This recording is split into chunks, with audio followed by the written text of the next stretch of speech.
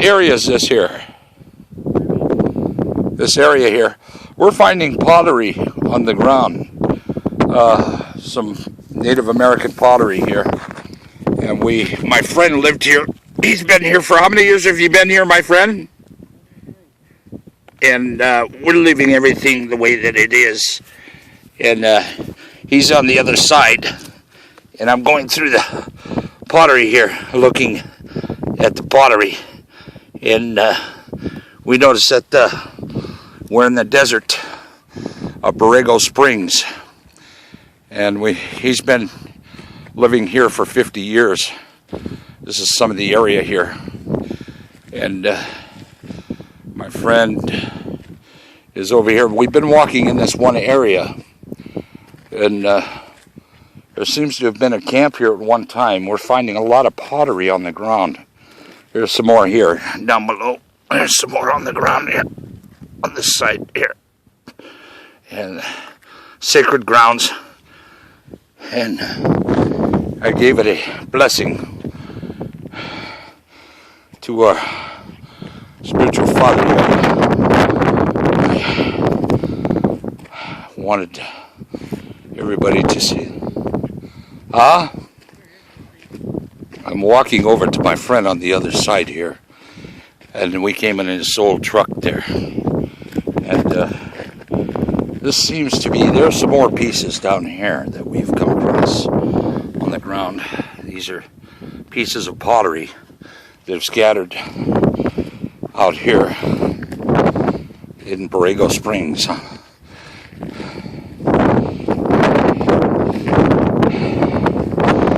Walking over to him through the desert area here.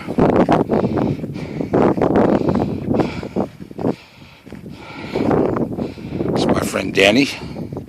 Danny, introduce yourself, please. Hello. And you lived in this area how many years, Danny? 73. 73 years, so you're native here almost. I would say. And he, as a child, he came through this area, and this is what he has here. This is some of the pottery. Oh, that's a beautiful piece right there. And what color is that? An orangish, isn't it? Kind of a, yeah. You can see the burnt marks on this, where they put it in the fire to make it get hard. Right. So we consider right here. it was right there. So we consider this sacred ground. I did a prayer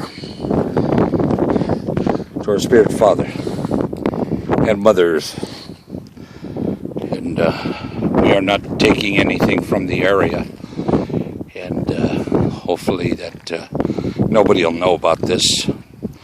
Nobody does know about this one area. There's 3 tribes that came through here, which was Guamaca, and I believe the San Isabel and Degueño, and Coyotes? Yeah. Coyotes tribe. And how long have you lived in this area? Totally. All my life, 73 years. So you know this area pretty good then. When did you first see these? 30, 40 years ago. And did anybody else know about this? Not really, no. So they've never had any geological people out here? Good. At least we know of a place that's sacred. And we're looking for other pieces right now in the area. That I believe they went this way to get salt from the Salton Sea and bring it back up. There was a certain time of year they came down through the mountain pass. That's the mountain pass on that side over there. It's called Palm Canyon. And they came through either Hellhole Canyon or Palm Canyon, one of the two. But you can see it's pretty barren out here. And what kind of plants are these over here? Is that I don't know what this brush sage, some kind of sage, huh? Desert brush. And there is a coyote. There is a track right there. That is a coyote track right there. That's a pretty big coyote right there. Look at the size of that. Yeah. So we have, I don't know if I can see any more out here. But the pebbles usually, you know, we have, here's another piece right here. Here's another piece right here. I found another piece. That's another piece of the pottery. There's also little chips in here. So apparently, I think they travel through here in this area.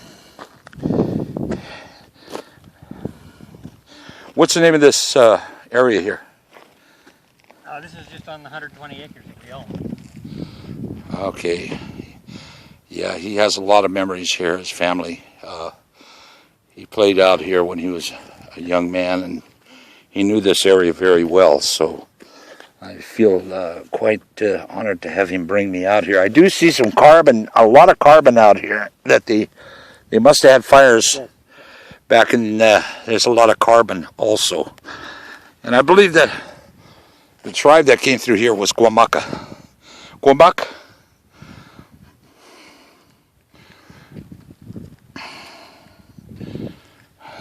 Here's a lot of burnt wood. Yeah, these are old pieces of burnt wood here that he's sharing. That shows that they had fires down here at one time. This is pretty old. Yeah. This is really old in through here. It's really hard. So that must have been hundreds of years ago. I would say, I don't know, what do you think? There's some more chips over here by the tree right there. There's 2 more chips right in through here. Oh yeah. See, right up through here. You can see it's kind of concaved on the side where they had made the pottery. I always put things where they were. But anyway, this is Borrego Springs, California. And I'm out here helping. I'm Taino Indian, Arawak. My mother was 100% and pre-Columbian. And I feel quite honored to come out here and share with you this area. You can see it's pretty vast.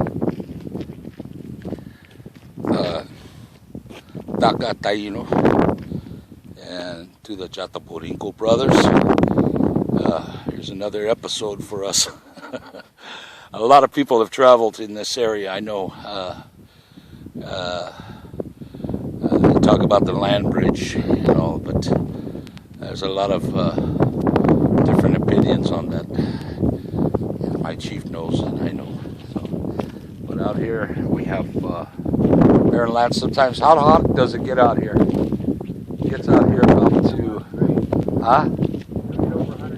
It'll get over 120 here in the summertime. So we live in a very dry area. So there's some more. Danny found some more here. There we go. Oh, yeah. Is that burnt? Yes. Oh, yeah. Oh, look at this. One side of the rock we noticed is not burnt. The other side is. So they must have had fires out here. We're near probably a circle area with this kind of rock like this. What do you think? This might have been a camp area in this vicinity. So I put everything down that we take because Mother Earth. We respect Mother Earth. Our people, my brothers that traveled through this country, it was very hard to come through here. There was a certain time of the year they'd come through those canyons from Anchita and Warner Springs and Santa Isabel area. They'd travel through those canyons up there, and I believe they'd go to the Salton Sea and get salt and then come back and then trade. So there was a lot of this time of the year. What's the temperature now? Oh, it's in the 80s. So in the 80s, being out here, it's comfortable. But in the summertime, we got another month left in the summer. And Dan, what's your last name? Duval. Duval. Dan Duval. And he lived in a house that was right over there in that area for how many years, Dan? 33. 33 years. That's a long time. So he's very familiar with this area.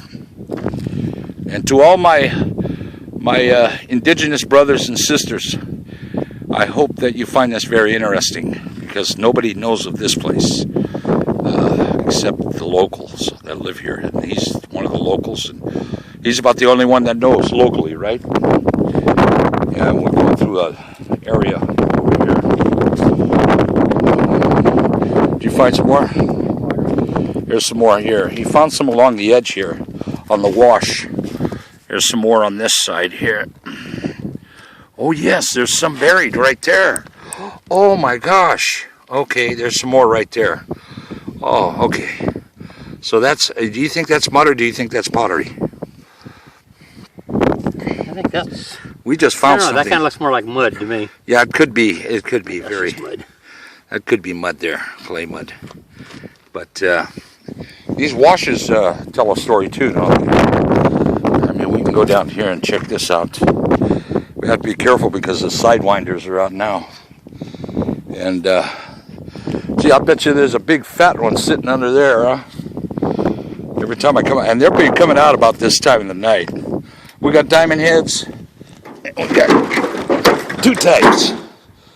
Yeah, we didn't find one in there, but one type of, see a good sized rattler crawling out of there.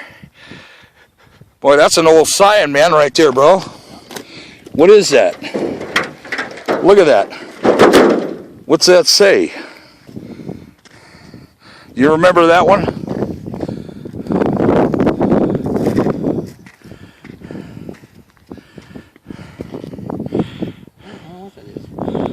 It says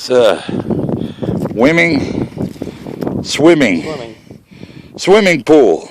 Now where in the heck is a swimming pool out here? That's pretty good, huh? Well, we're going to shut this down now, head back down to the truck. But like I say, this is where we live. This is my home, and I love it out here.